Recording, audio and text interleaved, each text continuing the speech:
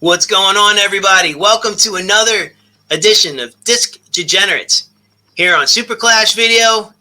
Joined as always by my buddy David. Dave, what's going on, man? Nothing much. It's a lot cooler this time, so I'm not burning up and sweating. I don't look like a holiday ham right now, so we should be pretty good today. We're going to be discussing my favorite surprise mystery purchase from last year, the Scanner Cop set from Vinegar Syndrome, Scanner Cop 1 and 2. That actually has to be my favorite surprise video that Vinegar Syndrome has put out. I was not expecting Scanner Cop to be part of their package. And then when it turned out to be Scanner Cop, and nonetheless in 4K, right. How could you say no? I went to that sale looking to buy Surf 2. And when I saw Scanner Cop, that set, with both movies, I had to do a double take and I freaked out. Now, I avoid rumors and things like that because then it sets my expectation. And then when it doesn't happen, I get upset. So, like Hard Rock Zombies? Yeah, exactly. Just like Hard Rock Zombies. But for Scanner Cop, though, I didn't know that at all. I did not expect it. Now, I'm a super fan of both movies. But I will say this, David. I have only, I'm kind of embarrassed to say this, but I only saw both movies the first time 2 years ago. You can't go back. It was during the pandemic. I was trying to find things to watch. HBO Max had Scanners, so I watched that. Amazon Prime had 2 and 3. I hadn't seen those in a while. Well, I was on like a little Scanners kit, and I thought, what else we got? And I'm like, Scanner Cop. Welcome to the Force.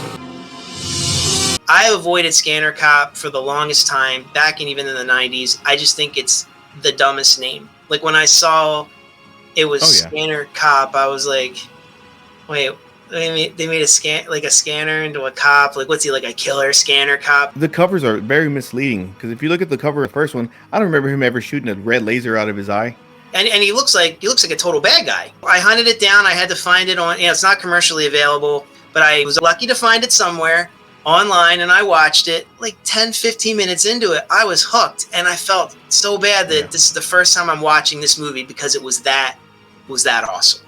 I was so pumped by watching the first one, I found the second one. Once again, not the best quality. I like both very equally. I think they're both similar concepts, different themes. That's my Scanner Cop story. I hope you don't expect any special treatment. Yeah, I kind of remember watching them bits and pieces here when I was younger. It really wasn't something that, really interests me because I was more into like things shooting out of people's eyes and shit. And that's what I thought of Scanner Cop when I first saw it when I was younger. It wasn't until I think we started barely talking. I feel like I'm telling a love story here. I need some water. It wasn't till we started talking and you were like, hey, have you ever seen Scanner Cop? They just released them. I'm like, oh shit, dude. Well, I actually have them and Surf 2, by the way. Mm-hmm.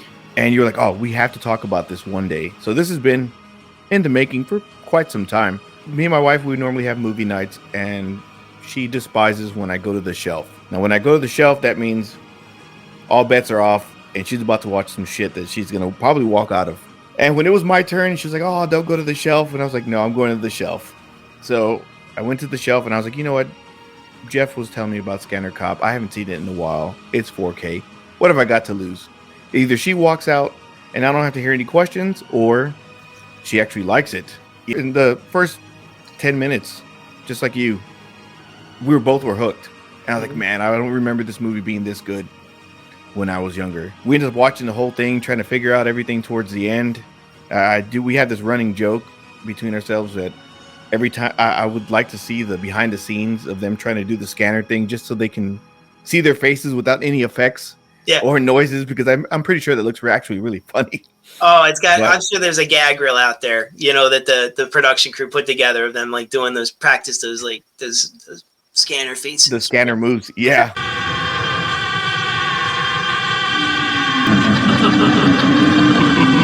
Doc. Hey, Doc.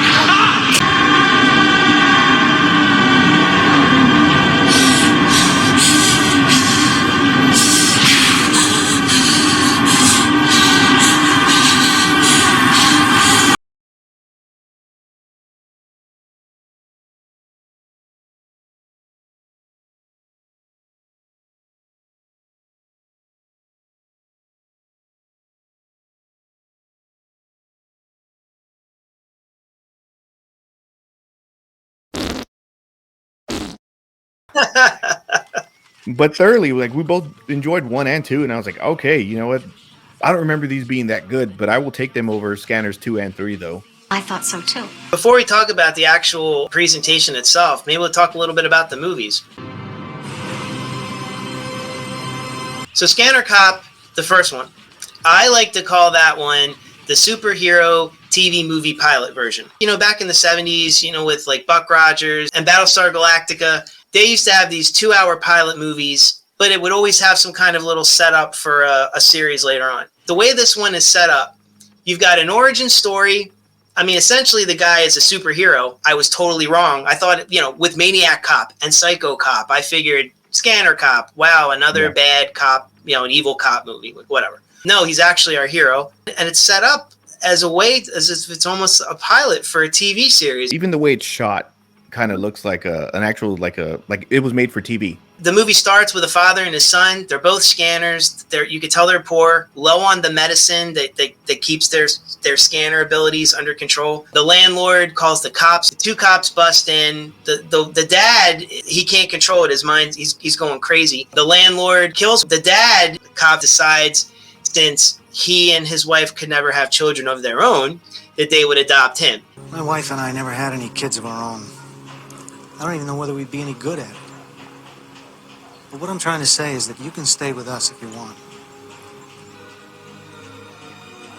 And I'm like, wow, superhero story. Superman. And it's the Kents all over again, right? Like, When you see the cover, like that whole faces thing that comes out of the forehead only happens like once. Yeah. You don't really see it throughout the whole movie. It kind of reminds me of Freddy's stomach when he pulls it up. Yeah. He's got all those holes coming out. Yeah. And even the asylum, they make it look like Freddy's asylum. Remember how his mother was raped by like 1,000 maniacs? Yeah. That's exactly what it looks like. And it's like, they just let these people run around the hallways like nothing? Yeah, right. There's no supervision. Yeah. Yeah, you're completely right. Like really is a superhero thing, because somehow he was like this awesome cop like Alex Murphy. And, you know, he's got these scanner abilities. But, I mean, to Jeff's point, that's pretty much what happens. There's some stuff going on. Nobody can figure it out. And, you know, just a little bit of the story. His dad enlists him to use his scanner abilities to try to help them solve some crimes that are happening. There's a former psychiatrist, but he's like a mad psychiatrist, and he's a little bit of a cult leader, played by Richard Lynch, who I've said this many times, one of my favorite villain actors of all time. I think the guy's freaking awesome in everything he's in. He's such a great villain. He plays Dr. Glock, and he is kidnapping people in the city and brainwashing them so that when they see cops, I think by like their uniform or their badge, they see their worst fear, and it causes them to kill cops. Well, this is the way he's killing cops in the city. They don't know how to figure this out. The cops are totally baffled. Our scanner cop's dad is now, you know, like the commissioner or chief or something. He's like a bigwig. And the son just graduated the academy, Sam Stasiak. Is he from Planet Stasiak? Oh no, there's only one person from Planet Stasiak, and he has a little bit of a voyeur problem. There you go. Call me that again and I'll take it personal. He doesn't want to use his abilities. He's very frightened of them, and he suppresses them with this medicine. What are those? Vitamins. But now his new father, who's played by Richard Grove, who's Henry the Red from Army of Darkness. Heck yeah. He has no other choice but to use Sam's abilities, and Sam starting to really embrace these powers and use them for good, and making sure they don't drive him crazy while he tries to take out this madman. Richard Lynch plays Dr. Glock. His sidekick is played by someone who was in a lot of cool 80s and 90s movies, Hilary Shepard. She plays Xena, not the Warrior Princess. Not the Warrior Princess, but if anybody's out there a Power Ranger fan, she was Diva Tox in Power Rangers Turbo, and I don't understand how they let her get away with that outfit at such a young. When I was such a young age, I remember looking at that and going, "Whoa, what kind of movie is this? This isn't the same Power Rangers I grew up with." But yeah, she was on Power Rangers Turbo. A little bit of a nerd trivia for you guys. She's beautiful. She's been in like Seinfeld. She's been in everything. Her resume is ridiculous. I mean, let me just take a step back here. I would call this movie, what did I tell you earlier? It was Cameo Palooza. I call this movie. Yeah. So you have the guy that plays Henry the Red, Richard Lynch, Hilary Shepard, Brian James is also in this movie. Brian James, the Brian James. Mark Ralston, he played one of the bad inmates in Shawshank Redemption. I mean, there's so many recognizable faces, all within this movie. Once again, it feels like a TV pilot movie, David. Yeah, I completely agree. Like I said, even the way it's shot, the way it looked, everything about this says, hey, it's made for TV. It reminds me a lot of Stephen King's It, the way that was shot. Not in the same story or anything like that, but that was a great miniseries. And this looks like it would have been the start of a miniseries. Right. The way it ends is perfect. He's basically your scanner cop. And I just thought, was there ever going to be a series? Is that what this was planned for? Let's go, partner. Yes, sir. I like what you said about how it was filmed and all that. I also got a lot of vibes of, especially from it being in the 90s. I think it's 1994 was when the Scanner Cop was done. It reminded me a lot of the Highlander series. He solves, these mysteries every week, and it's something to where the cops can't figure it out. They need the Scanner Cop, the superhero cop. Yeah. Right? So with all his veins coming out of his face and everything, it just kind of, I think that dude would probably have to have had a headache after every shot. Had to have, right? I mean, he's even seen like the veins bulging. No spoiler, because there's obviously a sequel, right? So. Oh yeah. Yeah, but I mean, I love the first one. I couldn't wait to watch the second one because I'm like, where do you go from here with the second one? And boy, do we go somewhere with the second one, David.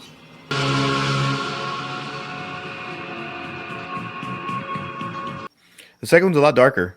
I'll say that. A lot darker. It's not so, it's a little more grittier than the way that the first one is. The first one's a more made for TV movie. This one's more of a late night style, darker drama, sci-fi, whatever you want to call it. But yeah, the second one just takes it in a whole better direction, if that's the word I'm looking for. Because this could be, and it should have been, like a 4-part miniseries to keep on going through, kind of like RoboCop. Remember, if anybody remembers the Prime Directive movies, that's the exact same way. It was just 4 movies. This could have easily carried into like 4 different parts. And David, I like to call, so as I called this first Scanner Cop, the superhero TV pilot movie, I call this one the horror Scanner Cop. It reminds me of Forever Night. Yes. That's what it kind of reminds me of. Right. That whole mid-90s, I mean, there was a RoboCop, the series you brought up, Highlander, Forever Night. Baywatch Nights. Everybody kind of went into the horror direction in the mid-90s, and that was one of the best. But for Scanner Cop, the showdown, Daniel Quinn returns as Sam Stasiak. Now he's got longer hair. He's totally the man, right? But before he was kind of like, to use a Star Wars thing, in the first one he was more like Padawan. He's full Jedi at this point. Everyone knows who he is. Everyone scared of him. All the criminals are scared of him like a Batman. Thanks, dickhead. No problem, officer. They call him in for like terrorist stuff, like big time stuff. Yeah. And he's even picked up some like new powers where he can make himself appear to be someone else to others. It's crazy. He's the man. He looks untouchable. That is until the main villain of this movie escapes from the mental institution, and his prime directive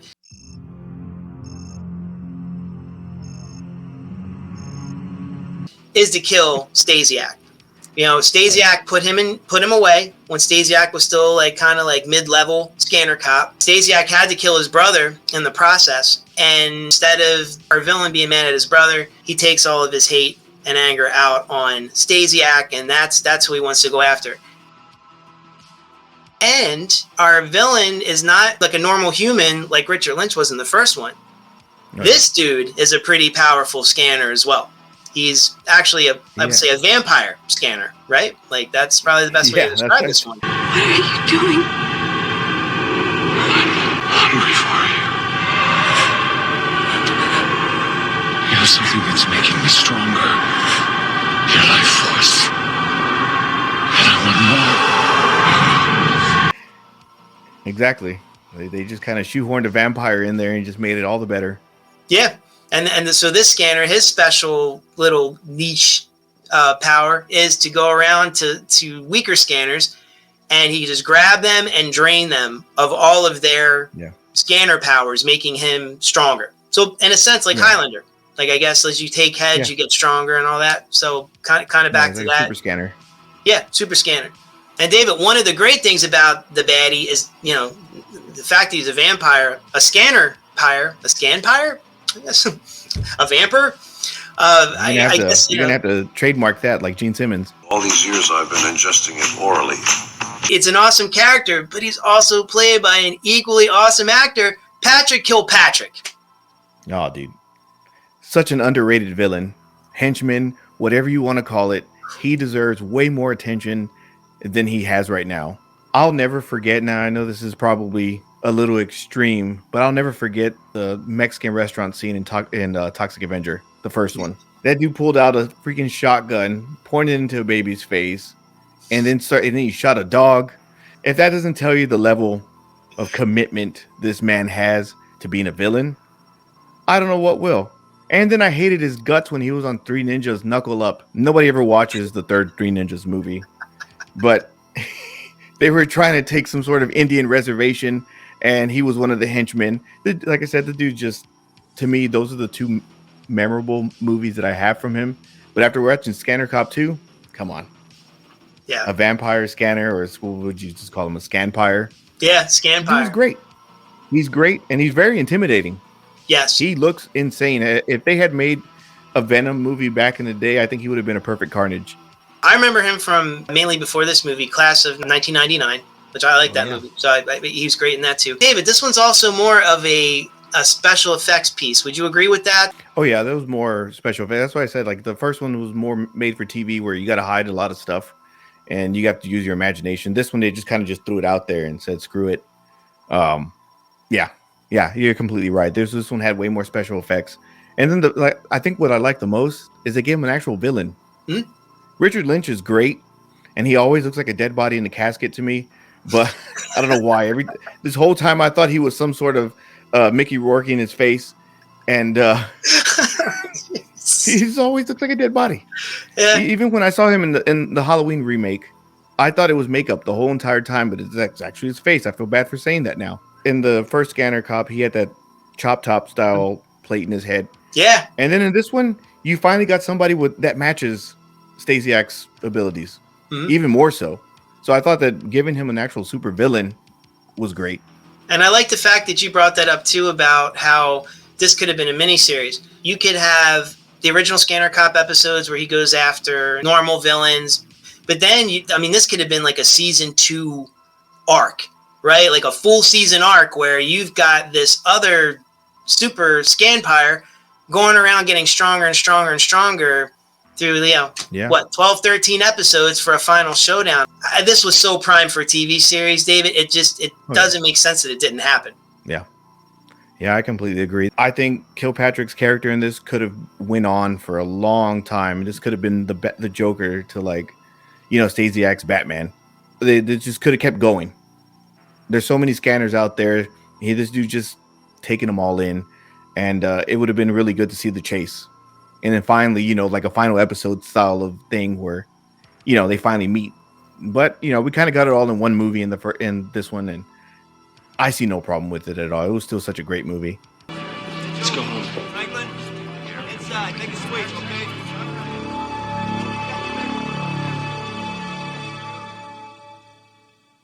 It's so funny too that I mentioned earlier when I saw it originally, I didn't think it was as good as the first one, or I don't know, I wasn't feeling it. And now when I watched it again with this new transfer, I thought, oh my God, this movie's just as good as the first one, if not better. Let's talk about the transfers. 4K. I mean, really 4K for Scanner Cop? Vinegar Syndrome once again does it. They pull out the stops for a movie that we weren't even thinking of them even doing, just like with Miami Connection. Who needed a 4K Miami Connection? Me, possibly this guy, wherever my thumbs are going. Disc degenerates like us. Yes. Yeah, exactly. There's such a long wish list, and these guys are going off the rails and pulling out things that we didn't even know we needed. No. And both 4Ks, great. There's really nothing I can say about it. And once again, as we always mention, best in class. Best in class. As far as the packaging. nobody makes slipcovers like these. They're durable. We're not getting paid for none of this, so don't think that we're all sitting here, kissing the tip just so we can get some sort of sponsorship. That's not what's happening. Yeah, this is sponsored by our bank accounts, as we always like to bring up. I just feel like on our videos, we're constantly filleting Vinegar Syndrome. Well, guess what? They're filletable, David. They're filletable. Hungry little man, aren't you? Do you care for a bite of my sausage? In England, we call them bangers. When you do shit like this, right? When you do shit like this, God bless you, Vinegar Syndrome. No kidding. And then adding 2 extra slip covers in the inside. Yeah. Oh, yeah. We just did a video for Sales from the Dark Side where we showed off Thriller, a Coral Picture. And they basically, it's the same presentation. I searched, tried to find bootlegs, everything, David, for Scanner Cop, both movies. There was VHSs. I had to get them overseas. They were very difficult to get. I mean, I was talking to tape traders. I was trying to buy a VCR. Like, I needed to see it again in some kind of better quality, something to own. It was worth the wait. And a huge surprise in the whole thing anyway. I was not expecting this movie to be part of it. No. When I first watched Scanner Cop a couple years ago, I went and checked on IMDb. There was I think the first one had like a 3.5 and the second one had a 3.8. Yeah. Real low scores. I just checked today before we started. I can't remember the Scanner Cop one, but Scanner Cop 2 has a 5.1 out of 10. So with this new release, I think it's getting a newer audience and people are actually seeing it and appreciating it. And it deserves to be seen anyway. I mean, there's really no reason. Like, I shouldn't be gauging this towards my significant other, but when she stays and watches a movie the whole entire way, I know that other people that aren't even into this type of stuff will watch it too. The second one had quite a bit of cameos as well. Daniel Quinn returns, which is awesome, as Sam Stasiak, so there's that continuity there. He's not my people.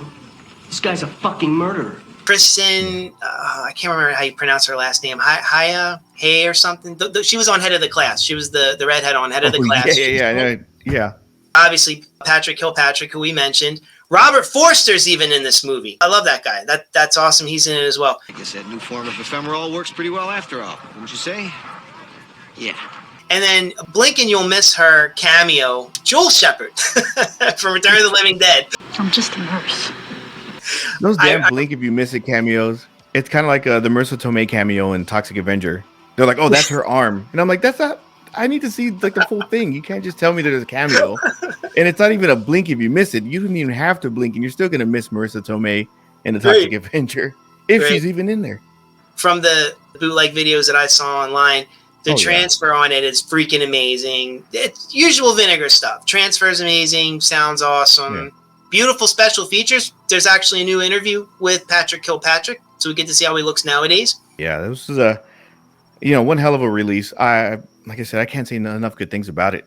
Like, I really wish people would go and check this out. This is one of the sci-fi movies that you're going to enjoy. And it's not cheesy. It's really not that cheesy either. No. I know we'll tout a lot of cheesier movies, but this one's actually really good. Don't look for the campy, cheesy stuff that we're always like goofing on. They actually played this straight and it worked. Especially in the second one. Like David, you brought up. Very gritty, dark, different tone. Yeah. A horror movie. Yeah. The horror scanner movie versus fucking vampire scanner. Yeah, it's freaking awesome. It's just like sucking people's souls out, and they melt. It's like he's freaking Shang Tsung. Exactly.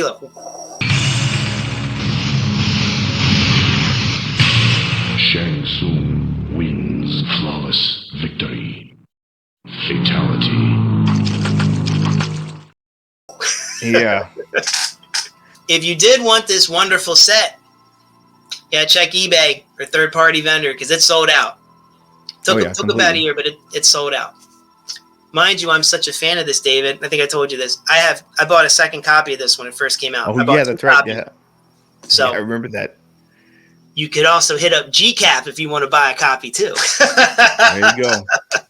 Commie bastard. No, but it's just worth having. It's so wonderful. I don't even keep it with the rest of my collection. I keep it separate. So I don't want anything to happen to it. Very hard movie to find. Very fortunate that I only had to wait a year. I mean, I'm sure there's some people that probably are fans for like decades that finally got this nice release. So I feel fortunate in that way. Any final words on Scanner Cop? Either one, David. If you're gonna watch it first and then second. Don't do them in reverse. You're gonna miss out on a lot of the story. They gave him a supervillain in the second one, so just remember that if you watch the first one first, obviously when you should, it builds up to that. If you kind of watch the first one, you're kind of like, man, I really wish he had somebody that matched him up. And then you finally get that in the second one. Throw on a vampire storyline. The dude's over here taking souls. I would say that this is better than the rest of the Scanner movies. I'm going to go on a limb. Even the first Scanner one that everybody only remembers because of the head exploding scene. Yep. And I love Michael Ironside, but Yes. I would pick Scanner Cop movies over the original Scanners. That's probably blasphemous, but I'm going to go there. The first one's held in such high regard because, you know, Michael Ironside fucked the world as far as I'm concerned, too. I mean, Yeah. he's amazing. I love that guy. Yeah, of course. And, yeah, there's a couple of cool scenes at the beginning and the end, but in between that, it's a little boring. Sorry, everybody, but it is. I mean, I own it. I like Scanners. I'm not trying to hate on it, but Yeah. 3 was, 3 was good. 3 was okay. The Scanner Cops, far more entertaining films, David. You're right. Entertainment-wise, far more entertainment. And they Coming keep you first. engaged the whole entire time. When you know that that's your first guess on how it's going to end is still going to happen, but you want to see exactly how it gets there. Mhm. And then it just throws you through a loop at the end. It's such a great movie. Both of them. Right. There's a lot of creativity that are in both movies, especially the first one. We don't like giving spoilers on here, but I know you know what I'm talking about. I mean, there's something that happens probably like the very beginning of the third act that I was like, wow, you could have made a whole movie out of this. Like, this is genuinely creepy. Okay. Yeah, You know what I'm talking about? exactly. I don't Yeah, spoil it, that 'cause was if some you haven't Nightmare on seen Elm it. Street shit. Yeah, exactly. Yes, more Nightmare on Elm Street shit, exactly. The horror element Really of that cool. movie, which comes out of nowhere, real fast, happens. Then we go back to superhero movie. Yeah. But very cool. And that's it, everybody. So obviously, I'm jumping out of my seat over here. I'm a super Scanner Cop fan, and I'm so excited to finally talk about this movie. And of course, who better than than with David over here, right? And until next time, everybody, There we go. keep buying. Commie bastard. And always keep your promises if you want to keep your friends. Yeah, sure.